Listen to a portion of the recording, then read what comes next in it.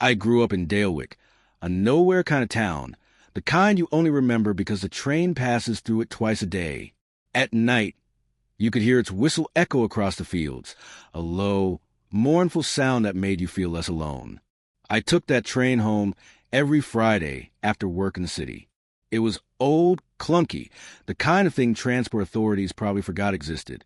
But it was dependable. Always there, always on time. Until the night it wasn't.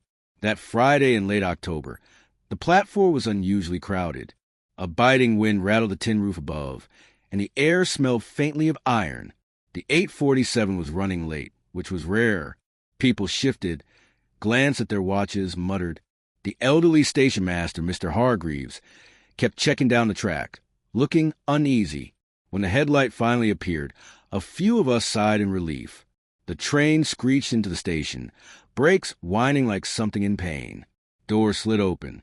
We boarded. I remember the faces. A woman in a faded red coat, a teenage boy sketching in a notebook, two businessmen arguing in low voices.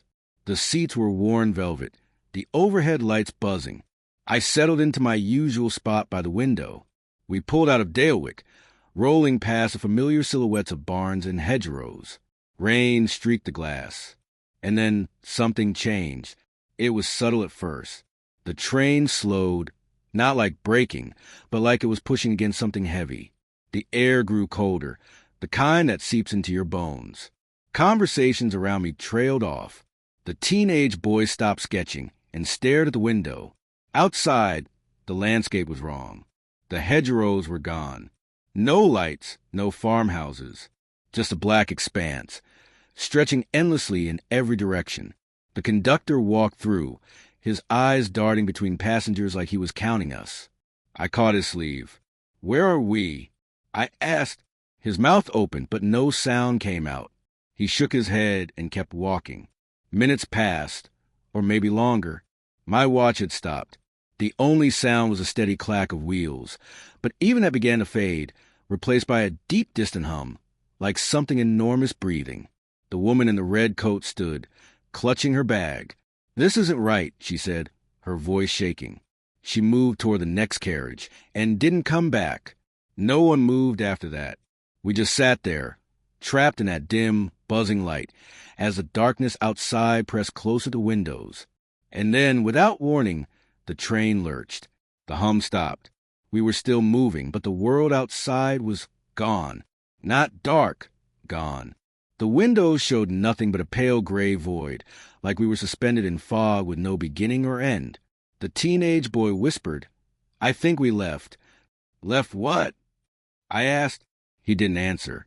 One by one, the passengers began to vanish. Not get up and walk away, vanish. The businessmen's seats were suddenly empty. The red coat lay crumpled on the floor, but the woman was gone.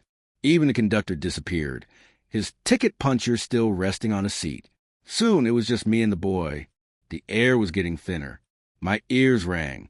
I wanted to stand, to move, but my body felt heavy. The boy looked at me and said very calmly, "It only takes the ones who see it." And then he vanished too. I don't remember blacking out. One moment I was there. The next I was waking up in my seat, except the train was pulling into Dalewick Station. The clock on the platform said 8:52. We were early. The carriage was full again. Different people. No red coat, no sketchbook boy. When I stumbled off the train, Mr. Hargreaves was waiting. His face was pale. "You were on it, weren't you?" he asked quietly. "On what?" He leaned closer. "The 8:47 doesn't stop here anymore. Not since 76. I laughed, or tried to, but then I saw it. The rusted timetable board by the ticket office. The last entry for the 8:47 was dated October 29th, 1976, exactly 49 years ago to the day. I still take the train sometimes, but never at night, never the 8:47, because I know now it's still out there. And one day, it might come back for me, and maybe next time, it won't let me off.